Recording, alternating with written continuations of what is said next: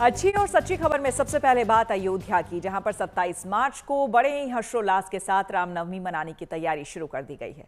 श्री रामलला का जन्मोत्सव सिर्फ राम मंदिर में ही नहीं बल्कि कनक भवन, दशरथ महल समेत सभी प्रमुख मठ मंदिरों में बड़े धूमधाम से मनाया जाएगा।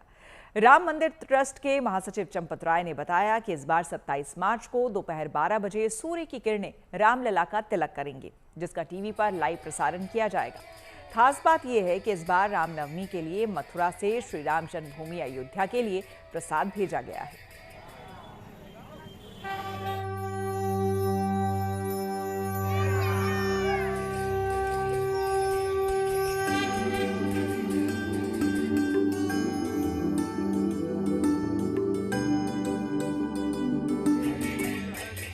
अयोध्या में फिर गूंजेंगे बधाई गीत।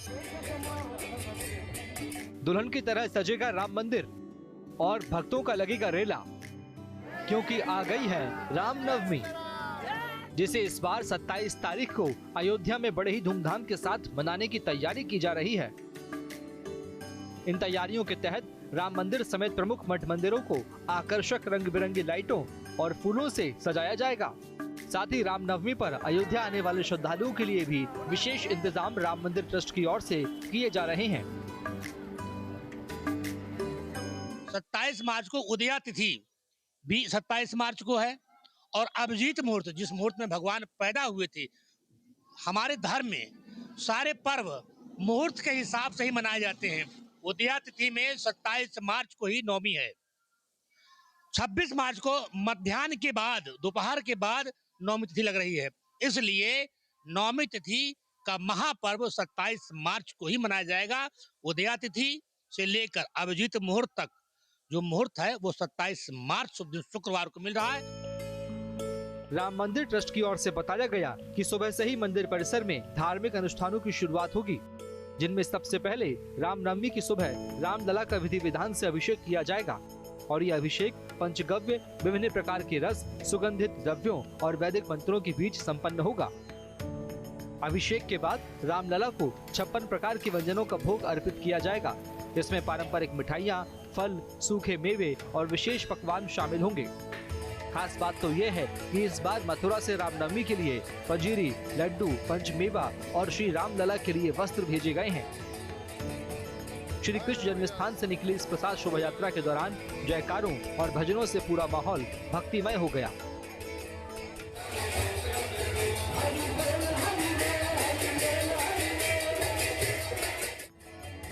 श्री कृष्ण जन्मस्थान सेवा संस्थान से जुड़े लोगों ने बताया, रामलला के लिए भेजी गई भेंट में ब्रज की परंपराओं का विशेष ध्यान रखा गया है। कन्हैया की जन्मभूमि से रामलला की जन्मभूमि के लिए रामनवमी उत्सव में प्रसाद भेजा जा रहा है। मथुरा के सिद्धस्थ कारीगर, जन्मभूमि के सिद्धस्थ कारीगर धनिया की पंजीरी का निर्माण श्री रामलला की रसोई में कर रहे हैं, जिसकी सभी सामग्री और कारीगर जन्मभूमि से भेजे गए हैं। ठाकुर जी के प्रिय लड्डू, मेवे, फल और वस्त्र आदि सामग्री आज श्री राम जन्मभूमि को भेजी जा रही है, जो रामनवमी उत्सव में निश्चित रूप से प्रमुखता से ठाकुर जी को अर्पित होगी। इस नवाचार से, इस प्रकार के नवाचार से जो पूर्व में काशी विश्वनाथ धाम से भी शुरू हुआ था, सनातनियों में एकता का भाव का संचार होता है। रामनवमी पर जिस चीज का भक्तों को बेसब्री से इंतजार रहता है वो है रामलला का सूर्य तिलक। राम मंदिर ट्रस्ट के महासचिव चंपत राय ने बताया कि इस बार 27 मार्च को दोपहर 12 बजे सूर्य की किरणें सीधे प्रभु के ललाट को सुशोभित करेंगी। ये सूर्य तिलक पूरे 4 मिनट तक होगा, जिसका टीवी पर लाइव प्रसारण किया जाएगा ताकि देश और दुनिया भर में मौजूद करोड़ों राम भक्त इसको देख पाए। 27 मार्च को रामनवमी है। दोपहर को 12 बजे भगवान सूर्य अपने कुल में पैदा होने वाले एक ऐसे बालक के प्रति, जिस बालक ने अपने कुल का नाम ऊंचा किया,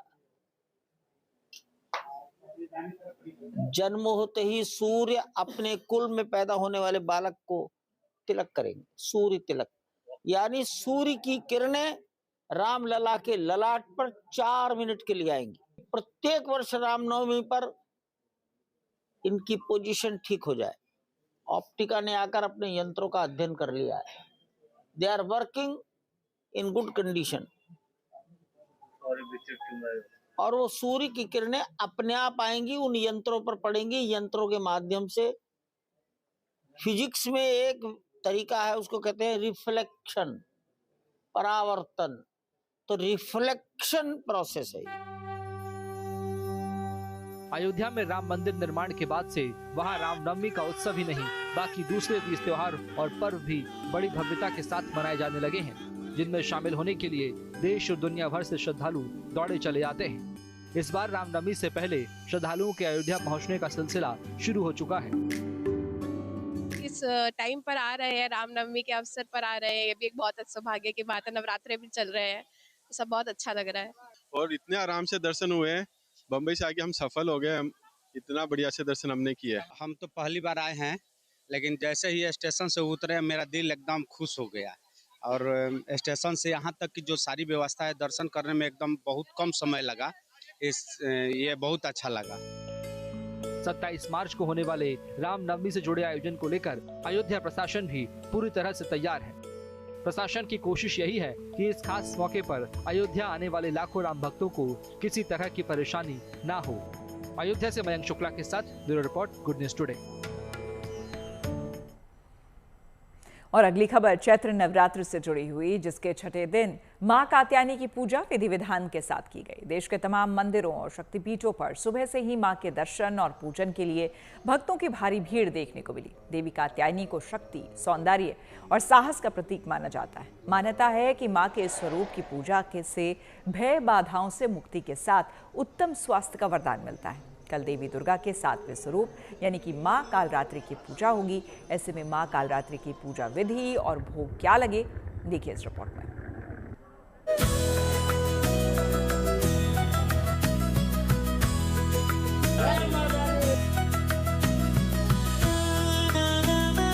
चैत्र नवरात्रि पर सजे हैं मां के दरबार, भक्तों की लगी है कतार। शक्ति उपासना पर्व के छठे दिन मां कात्यायनी की पूजा हुई।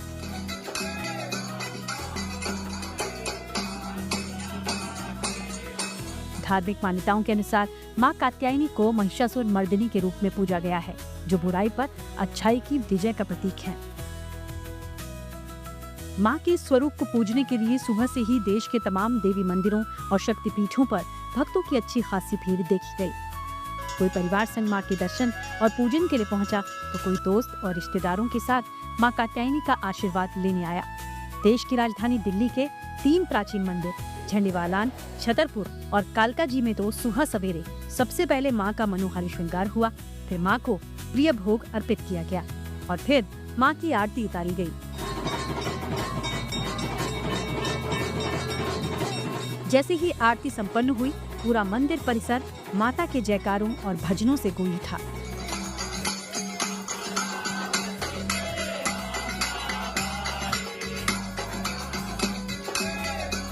दर्शनों के लिए आए इन भक्तों का मां पर अटूट विश्वास ही इन्हें यहाँ खींच लाया है।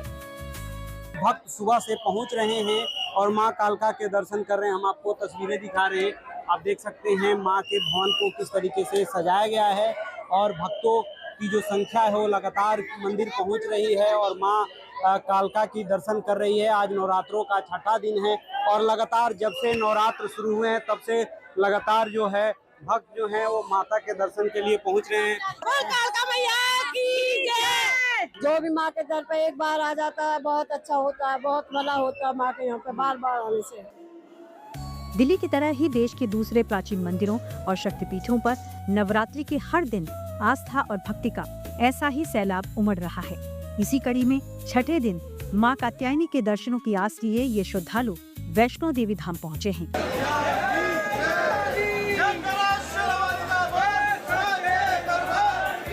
आधिकारिक आंकड़े बता रहे हैं कि चैत्र नवरात्रि में अब तक करीब 2 लाख से अधिक श्रद्धालु मां के पवित्र चरणों में हाजिरी लगा चुके हैं, और ये संख्या हर गुजरते दिन के साथ बढ़ती जा रही है। आज की आरती में जो है वो मां कात्यायनी देवी जी की पूजा की गई।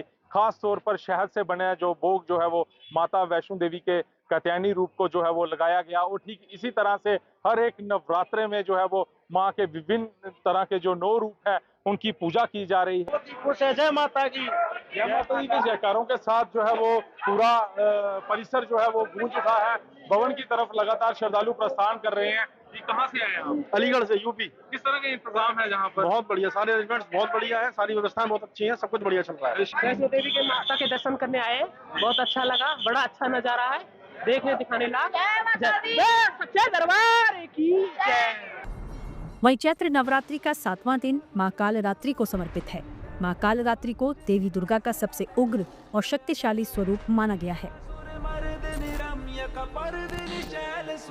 सप्तमी तिथि को सुबह जल्दी उठकर स्नान करें और साफ कपड़े पहनें। पूजा स्थल को गंगा जल से छिड़ककर पवित्र करें। फिर चौकी पर लाल कपड़ा बिछाकर मां कालरात्रि देवी की प्रतिमा स्थापित करें और मां को रोली, अक्षत, लाल फूल अर्पित करें। इसके बाद मां कालरात्रि को उनका प्रिय भोग गुड़ जरूर अर्पित करें। साथ ही कपूर और दीपक से मां कालरात्रि की आरती करें। नवरात्र के 7वें दिन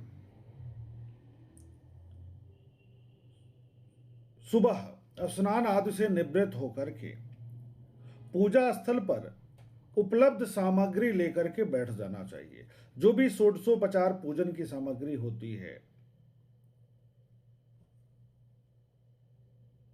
पुष्प, अक्षत, रोरी, चंदन, अबीर, गुलाल, लाल चंदन, माता का भोग, माता को जो भोग लगाया जाता है वो उसको लेकर के पूजा स्थल पर माता के सम्मुख बैठ जाना है। मंत्र होगा, या देवी सर्वभूतेषु मां कालरात्रि रूपेण संस्थिता नमस्तस्यै नमस्तस्यै नमस्तस्यै नमो नमः।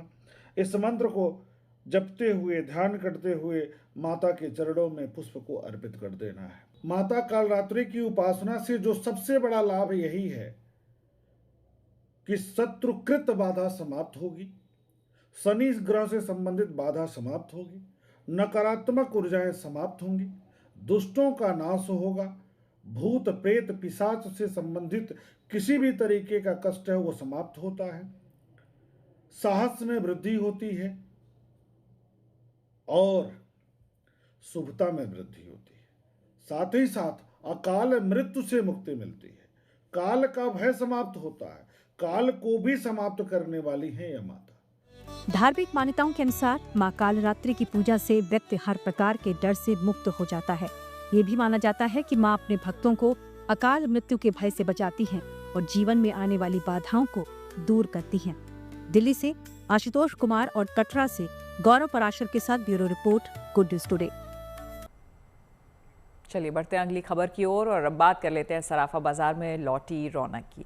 पिछले कुछ दिनों से सोने चांदी की कीमतों में उठापटक का फायदा ग्राहकों को मिल रहा है, जो कि जनवरी महीने तक आसमान छूती थी। कीमतों की वजह से सोने चांदी की खरीदारी से वो दूर हुए थे। अब सबसे ज्यादा उन्हें ये फायदा मिल रहा है जो शादी ब्याह की खास करके तैयारियों में जुटे हैं। हालांकि दिल्ली के सराफा बाजार में सोने के भाव में लगातार 4 दिनों से जारी गिरावट का सिलसिला आज थम गया। अखिल भारतीय सराफा संघ के मुताबिक सोने की कीमतों में तेजी देखने को मिली। वहीं दूसरी ओर चांदी के भाव में कोई बदलाव नहीं हुआ।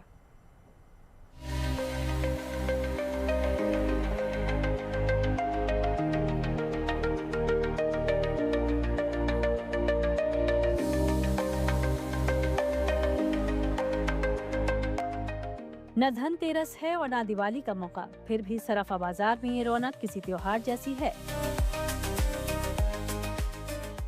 गहनों की दुकान में खड़े ग्राहक अपनी पसंद और अपने बजट के हिसाब से आभूषण खरीद लेना चाहता है। सोने चांदी की दुकानों पर मौजूद खरीदारों में उत्साह है। इसकी वजह कीमतों में भारी गिरावट है। कुछ हफ्तों पहले तक आसमान छू रहे सोने चांदी का बाजार रह रह कर गिर रहा है। सोने चांदी की कीमत थोड़ी कम हुई तो निवेशकों के साथ शादी ब्याह के लिए गहने खरीदने वालों की जैसे चांदी हो गई। देश के कई शहरों में तो गहनों की दुकानों में एक ही जैसी तस्वीर देखने को मिल रही है। लोग मान रहे हैं कि ये गहने खरीदने का सही वक्त है। इससे पहले कि कीमत फिर बढ़ जाए, लोग खरीदारी कर लेना चाहते हैं। मैं तो यही कहूँगा जिसको जैसे चांस मिल रहा है, जैसे रेट कम हो रहे हैं, फेस्टिवल्स आ रहे हैं, शादियाँ आ रही है, तो अभी परफेक्ट टाइम है गोल्ड खरीदने से। सबको इन्वेस्ट करने के लिए बहुत बेस्ट अभी ये टाइम है, तो आगे जाके वेडिंग या कुछ ये करने के लिए भी अच्छा अभी खरीदो, ऐसा मैं सजेस्ट करूँगी। रेट तो बहुत कम हो गया है सोने का भी और चांदी का भी, तो हमें लगता है तुरंत इन्वेस्टमेंट करनी चाहिए और मौका अच्छा है, क्योंकि बाद में अगर फिर से बढ़ गया रेट तो हम इतना खरीदी नहीं कर सकते, तो अभी करने की आदत डालनी चाहिए और बार बार करना चाहिए।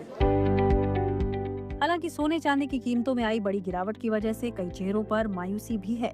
ये वो लोग हैं जिन्होंने कुछ महीने पहले ही सोने चांदी की आसमान छूती कीमतों को देखकर इसमें निवेश कर दिया था। तो उस दिन जब मैंने 164 में बुक किया था तो बड़ा खुश है कि चलो कैसे भी करके हमने ये ले लिया। जब आज की स्टेटस पे देखा तो अभी ये थोड़ा सा हो रहा है अंदर से कि थोड़ा सा और रुक जाता तो और मतलब पैसे मेरे बच जाते, मगर आम जनता के लिए बहुत अच्छी वाली बात है कि ये गोल्ड नीचे आया है, जो कि वो लोग शादी ब्याह में अपने परचेस कर सकते हैं। सोने और चांदी की कीमतों में पहले की तुलना में गिरावट हुई है, फिर भी सोने चांदी की कीमतों में उतार चढ़ाव के बीच कुछ लोग निवेश करने से बच रहे हैं।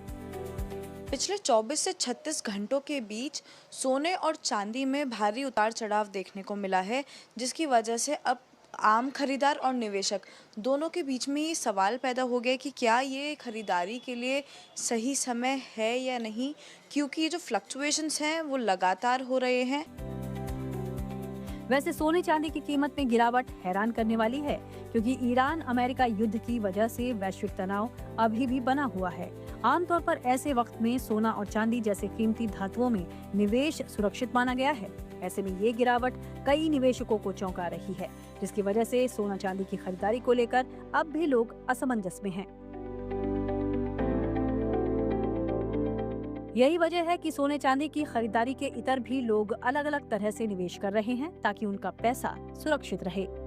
आगे आने वाले वेडिंग सीजन के पहले इस तरीके की भारी गिरावट जब हमने सोने और चांदी के दामों में देखी है, तो डेफिनेटली ये जाहिर था कि लोग अपने नियर बाय गोल्ड स्टोर्स में, ज्वेलरी स्टोर्स में जाएंगे और तुरंत खरीदारी शुरू कर देंगे। इनफैक्ट इन्वेस्टर्स ने भी म्यूचुअल फंड्स में, SIPs में, ETFs में भारी खरीदारी की है इस शार्प गिरावट के बाद भी। और सवाल यही उठता है कि क्या ये सही समय है सोने और चांदी में खरीदारी करने का। आप जानते हैं कि पिछले 1 से 1.5 साल में हमने एक मैसिव मूव, रिकॉर्ड मूव देखा है सोने और चांदी के रैली में। हमने एक तरफा मूव देखा है। सोने में पिछले 1 साल में 80% का उछाल दिखा, वहीं चांदी तो आप देखेंगे अभी ऊपरी लेवल से 50% गिर गया, 4 लाख रुपए तक गिर गया था। और इस लेवल को एक तरीके से एक अट्रैक्टिव लेवल माना जा रहा है खरीदारी करने के लिए।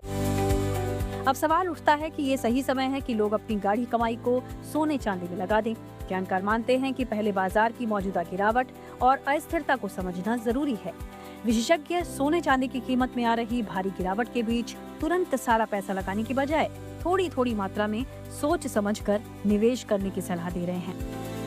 एक्सपर्ट्स मानते हैं जितना भी आपका निवेश है, मान लीजिए 100 रुपए का आपका निवेश है, तो 15 से 20 रुपए आपका सोने और चांदी में निवेश में होना चाहिए। अगर आपका वो एक एसेट एलोकेशन सही जगह पर नहीं है, तो डेफिनेटली आपको इस मौके का इस्तेमाल करना चाहिए। सोने और चांदी में आप एक्सपोजर शुरू कर सकते हैं।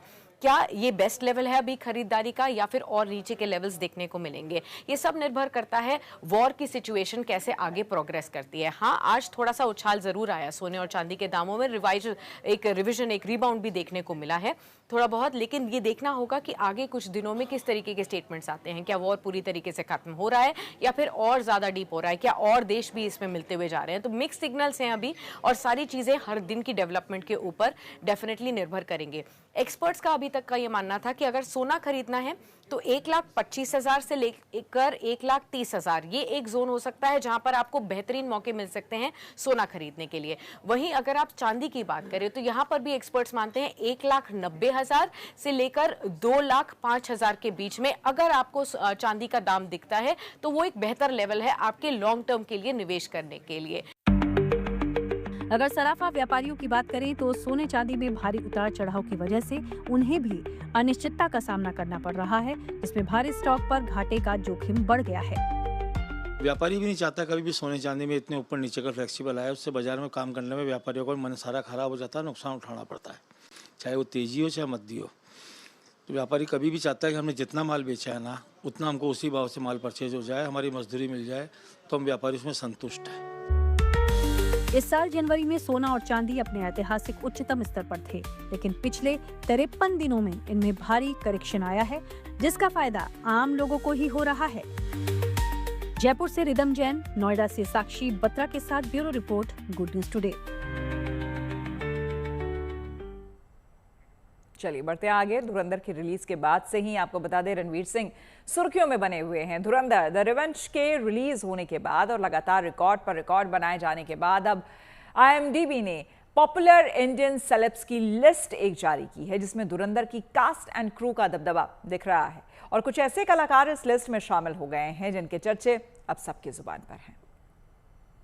DB popular Indian celebrities list में धुरंधर द रिवेंज की कास्ट और क्रू सबसे आगे हैं। टीम के ये सितारे इस हफ्ते IMDb की पॉपुलर इंडियन सेलिब्रिटीज लिस्ट में छा गए हैं।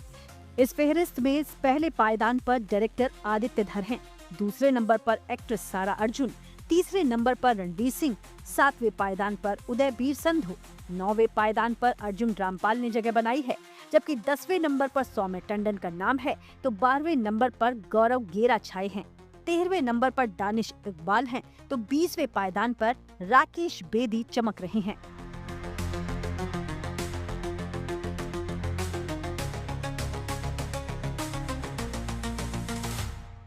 आदित्य धर की दमदार डायरेक्शन और रणवीर सिंह की शानदार लीड परफॉर्मेंस के साथ फिल्म की पूरी स्टार कास्ट, जिसमें टेलीविजन इंडस्ट्री के कई चर्चित चेहरे भी शामिल हैं, उन्होंने दर्शकों और समीक्षकों का ध्यान अपनी ओर खींचा है।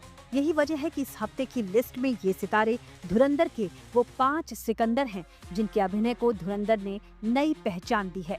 ये वो हैं जिनसे आम आदमी अनजान तो नहीं था, लेकिन जुबान पर इनके नाम के चर्चे नहीं थे। मगर आज धुरंधर के इन 5 सिकंदरों के नाम के चर्चे हर जुबान पर हैं। धुरंधर की येलिना उर्फ सारा अर्जुन। सारा अर्जुन जाने माने एक्टर राज अर्जुन की बेटी हैं, जिन्होंने तमिल, तेलुगु, मलयालम और हिंदी फिल्मों में अपने अभिनय से पहचान हासिल की है। लेकिन धुरंधर में येलिना के किरदार ने सारा अर्जुन को जबरदस्त पॉपुलैरिटी दी। फिल्म में उनके किरदार को बेहद पसंद किया गया है। धुरंधर के पिंडा उर्फ उदयवीर संधू। उदयवीर संधू पंजाब के एक राष्ट्रीय लेवल के हॉकी खिलाड़ी हैं, जिन्होंने 2018 की फिल्म गोल्ड से अपने एक्टिंग करियर की शुरुआत की थी। इसके बाद वो इम्तियाज अली की फिल्म अमर सिंह चमकीला में नजर आए, जिसमें उन्होंने जितेंद्र जिंदा का किरदार निभाया था और अब वो धुरंधर 2 में अपने शानदार काम के लिए सुर्खियां बटोर रहे हैं। धुरंधर की उल्फत उर्फ सौम्या टंडन। लोकप्रिय सीरियल भाभी जी घर पर हैं से मशहूर टीवी एक्ट्रेस सौम्या टंडन ने धुरंधर में उल्फत का किरदार निभाया है, जो खतरनाक रहमान डकैत यानी अक्षय खन्ना की पत्नी बनी है। उनकी सशक्त और संजीदा एक्टिंग ने दर्शकों और क्रिटिक्स दोनों को इम्प्रेस किया है। धुरंधर के मोहम्मद आलम उर्फ गौरव गेरा। अपनी कॉमिक इमेज से हटकर गौरव गेरा फिल्म धुरंधर में मोहम्मद आलम के रूप में नजर आते हैं, एक अंडरकवर कैरेक्टर जिसकी मौजूदगी कहानी की जासूसी और टकराव से भरी दुनिया को और गहराई देती है। उनकी परफॉर्मेंस फिल्म के सबसे सुखद सरप्राइज में से एक मानी जा रही है। 28 साल बाद एक्टर गौरव गेरा को धुरंधर ने नई पहचान दी है। धुरंधर के जमील उर्फ राकेश बेदी। यूं तो राकेश बेदी को कौन नहीं जानता। वो सालों से टीवी के पर्दे पर छाए हुए हैं और लोगों को हंसाने का एक भी मौका छोड़ते नहीं। फिल्म धुरंधर में जमील का किरदार निभाने वाले दिग्गज एक्टर राकेश बेदी कई फिल्मों में काम कर चुके हैं। फिलहाल धुरंधर फिल्म में उनकी हालिया परफॉर्मेंस को खूब पसंद किया जा रहा है। जमील के किरदार ने राकेश बेदी को अलग ऊंचाई दी है। स्थिति यह है कि धुरंधर 2 द रिवेंज के दौरान राकेश बेदी जब पर्दे पर आए, दर्शकों ने तालियों से स्वागत किया। धुरंधर फिल्म की रीढ़ जासूसी मिशन, जियोपॉलिटिकल तनाव और भव्य एक्शन सीक्वेंस है, इसमें कोई शक नहीं। लेकिन एक तरह से गुमनाम माने जाने वाले इन कलाकारों की मौजूदगी ने फिल्म की कहानी में भावनात्मक गहराई और विश्वसनीयता को जोड़ा है। ये फिल्म भारतीय सिनेमा में उभरते इस ट्रेंड को बढ़ा रही है, जहां धुरंधर के इन 5 सिकंदरों जैसे कलाकारों को सिर्फ कैमियो या छोटे महत्वहीन किरदारों तक सीमित नहीं रखा जा रहा, बल्कि उन्हें सशक्त और प्रभावशाली किरदार दिए जा रहे हैं और वो उसके जरिए अपनी नई पहचान सेलिब्रेट कर रहे हैं। मुंबई से अनीता बीटो के साथ bureau report, good news today. अब कुछ ऐसी कोशिश का जिक्र करेंगे जिसका होते रहना बेहद ज़रूरी है, क्योंकि कहते हैं ना कि लगातार की जा रही कोशिश कामयाब ज़रूर होती है। ऐसा ही एक प्रयास मुंबई में ज़रूरतमंद बच्चों तक शिक्षा पहुंचाने के लिए बीएमसी ने किया है। यहाँ फ्लाईओवर के नीचे खाली ज़मीन पर एक सिग्नल स्कूल की शुरुआत की गई है। इस स्कूल में बच्चों को स्कूली शिक्षा के साथ साथ वोकेशनल ट्रेनिंग भी दी जा रही है। ये स्कूल गरीब बच्चों का भविष्य संवारने में अहम भूमिका निभा रहा है।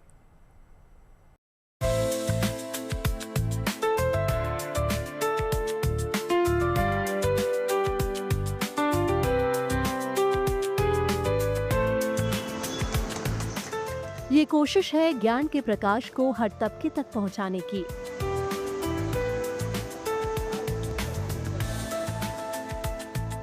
शिक्षा के जरिए जरूरतमंद मासूमों का भविष्य संवारने की।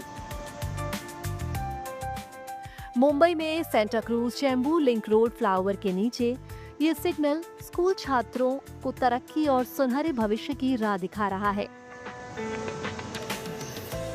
बृहन मुंबई म्युनिसिपल कॉरपोरेशन यानी बीएमसी ने समर्थ भारत व्यासपीठ के साथ मिलकर जरूरतमंद बच्चों को स्कूली शिक्षा से जोड़ने के लिए पहल की है। सोमवार को बीएमसी की मेयर ऋतु तावड़े ने चेंबूर के अमर महल इलाके में इस सिग्नल स्कूल का उद्घाटन किया। है वैसे ही हम चाहते हैं कि मुंबई बेगर्स फ्री होना चाहिए। यहाँ पे कोई भी बच्चा सिग्नल पे खड़ा रह के पैसा नहीं मांगना चाहिए, अपने पैर पे खड़ा होना चाहिए। लेकिन उसके लिए क्या होना चाहिए, उसको स्कूल का नॉलेज, व्यवहार ज्ञान उसको आना चाहिए। उसी का ये बहुत ही सुंदर प्रयास है और मुंबई की ये सबसे पहली स्कूल है। मैं इतनी खुश हूँ यहाँ पे देखते हुए। एक तो सबसे इम्पोर्टेंट बोलूँ, ये जो ब्रिज के नीचे का एरिया है ना, ऑलवेज मिस हो जाता है। यहाँ पे फिर गर्दुल्ले हैं, ड्रिंक करने वाले लोग हैं, सब खराब कर देते हैं एरिया को। बहुत अलग अलग किस्म के सब व्यवहार यहाँ पे चलते रहते हैं। लेकिन इसको एक अच्छी तरीके से एक ब्यूटिफिकेशन करके यहाँ पे एक स्कूल खड़ा किया है। मैं तो बोलती हूँ मुंबई के हर ब्रिज के नीचे ये होना चाहिए, हर जगह पे ये होना चाहिए। खास बात यह है कि स्कूल में प्रारंभिक शिक्षा के साथ साथ छात्रों को वोकेशनल ट्रेनिंग भी दी जाती है। साइंस टेक्नोलॉजी की शिक्षा के लिए यहाँ कंप्यूटर लैब मौजूद है। छात्रों को रोबोटिक्स की ट्रेनिंग के साथ साथ छोटे उद्योगों में व्यावहारिक प्रशिक्षण का मौका भी मिल रहा है। इस सिग्नल स्कूल का मकसद जरूरतमंद तबके के बच्चों को सामाजिक, आर्थिक और मनोवैज्ञानिक तौर पर शिक्षा की मुख्य धारा से जोड़ना है। बीएमसी अब मुंबई के दूसरे इलाकों में फ्लाईओवर के नीचे ऐसी जगहों की पहचान करने में जुटी है जहां ऐसे और सिग्नल स्कूल खोले जा सकते हैं। इस बात का भी खास ख्याल रखा जा रहा है कि बरसात के दिनों में ये स्कूल बारिश के पानी से महफूज रहे। बीएमसी अब जरूरतमंद, बेघर और दूसरे राज्यों से आकर मुंबई में बसे लोगों के बीच सिग्नल स्कूल को लेकर जागरूकता फैला रही है। कोशिश यही है कि ज्यादा से ज्यादा बच्चे इन स्कूलों का लाभ ले सके। उम्मीद यही है कि मुंबई में फ्लाईओवर के नीचे की गई ये छोटी सी शुरुआत आने वाले समय में एक बड़े बदलाव की बुनियाद बनेगी। Bureau report, good news today. तो इसी के साथ अच्छी खबर सच्ची खबर में मेरे यानी कि श्वेता झा के साथ फिलहाल इतना ही। देश दुनिया के तमाम पॉजिटिव खबरों के लिए आप देखते रहिए गुड न्यूज टुडे।